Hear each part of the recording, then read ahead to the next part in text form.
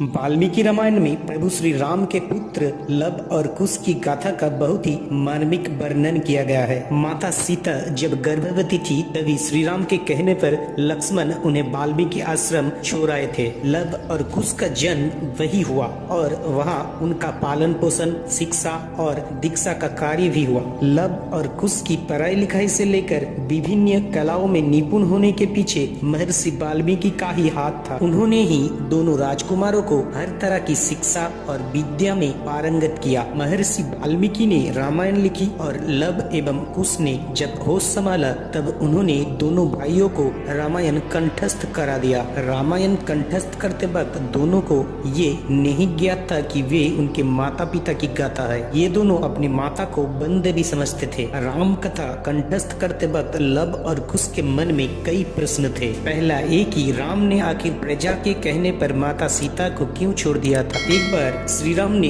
अश्वमेध यज्ञ किया और यज्ञ का श्वेत घोड़ा छोड़ दिया। ये घोड़ा भटकते हुए जंगल में वाल्मीकि आश्रम के नजदीक पहुंच गया। वहां लब और कुश ने इसे पकड़ लिया। घोड़ा पकड़ने का अर्थ है अयोध्या के राजा को चुनौती देना। तब दोनों ने भरत, लक्ष्मण, शत्रुघ्न, सुग्रीव आदि सभी से युद्ध किया और सभी को पराजित कर दिया। साथ ही दोनों ने हनुमान जी को भी बंधक बना लिया। ये सुनकर राम स्वयं युद्ध करने के लिए आए और जब राम ने अपना बाण धनुष पर चढ़ाया तभी ऋषि वाल्मीकि आ गए और कहने लगे कि आप ये क्या कर रहे हैं, बालकों पर तीर चला रहे हैं। तब वाल्मीकि राम और लब कुश को समझाकर युद्ध को रोकते हैं और लब एवं कुश से कहते हैं कि ये तुम्हारे पिता के समान है, इनसे क्षमा मांगो। दूसरी ओर वे बंधक बने हनुमान जी से कहते हैं कि आप ये अश्वमेध का घोड़ा ले जाइए। उधर ये बात बंद भी सीता को पता चलती है। तभी लब और कुश आ जाते हैं और वे कहते हैं कि हाँ माता,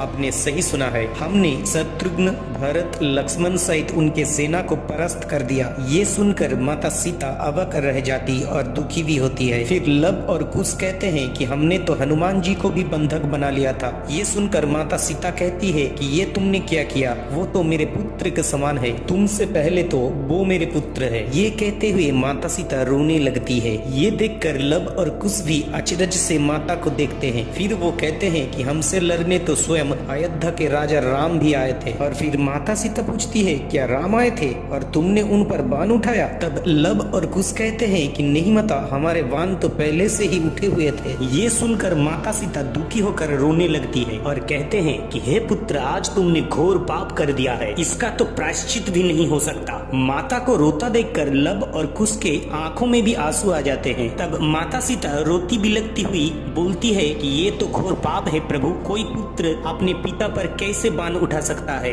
अब मैं इसका प्रायश्चित कैसे करूंगी। ये सुनकर लब और कुश को आघात लगता है। उनकी आंखों से झरझर आंसुओं की नदियां बहने लगती है और वो माता सीता से पूछते हैं, तो क्या अयोध्या के राजा हमारे पिता है। माता सीता रोती रहती है। लब कुश फिर पूछते हैं, तो क्या आप वो अभागी सीता है जिसे श्री राम ने छोड़ दिया था। माता सीता रोते हुए कहती है कि जिसका पति भगवान हो वो कैसे अभागी हो सकती है। तभी वहाँ वाल्मीकि ऋषि आ पहुँचते हैं और वे रोते हुए लब और कुश को कहते हैं, हाँ ये तुम्हारी माँ सीता है और प्रभु श्री राम तुम्हारे पिता है। लब और कुश फिर रोते हुए पूछते हैं कि गुरुजी, आपने अब तक ये बात हमसे क्यों छिपा कर रखी। वाल्मीकि कहते हैं कि हर बात को बताने का उचित समय होता है। फिर वाल्मीकि समझाते हैं कि इसमें तुम्हारे पिता का कोई दोष नहीं है, ये तो अयोध्या की प्रजा का ही दोष है और अब वक्त आ गया है कि तुम दोनों राम और सीता की कथा उन्हें सुनाओ। वाल्मीकि ऋषि की आज्ञा से लब और कुश संपूर्ण अयोध्या में घूम घूम कर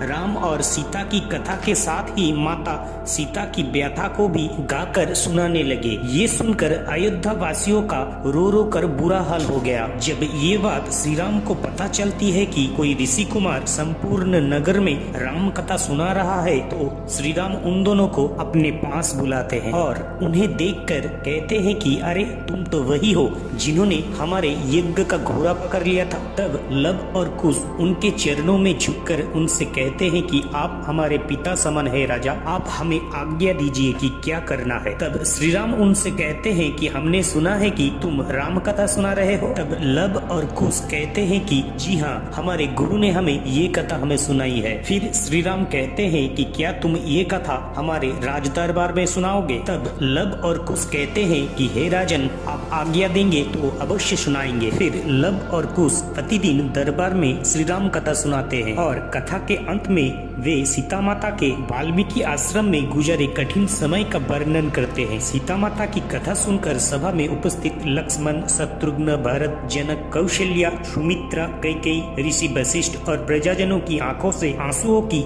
नदियां बहने लगती है। तब अंत में इसी कथा के दौरान वे ये प्रकट कर देते हैं कि ये दोनों उसी अभागी सीता के पुत्र हैं। ये सुनकर स्वयं राम साथ ही पूरा दरबार स्तब्ध रह जाता है। इसके बाद भगवान राम माता सीता से माफी मांगता है और अंततः उनके मिलन हो जाते हैं। अगर रामायण से जुड़ी लब और कुश का ये कथा आपको अच्छा लगता है तो चैनल को सब्सक्राइब करना मत भूलिएगा और हम इसी तरह की माइथोलॉजिकल स्टोरी इस चैनल में लाते रहते हैं। साथ ही हम आपकी सुस्वास्थ्य भी कामना करते हैं। अंत तक बने रहने के लिए धन्यवाद।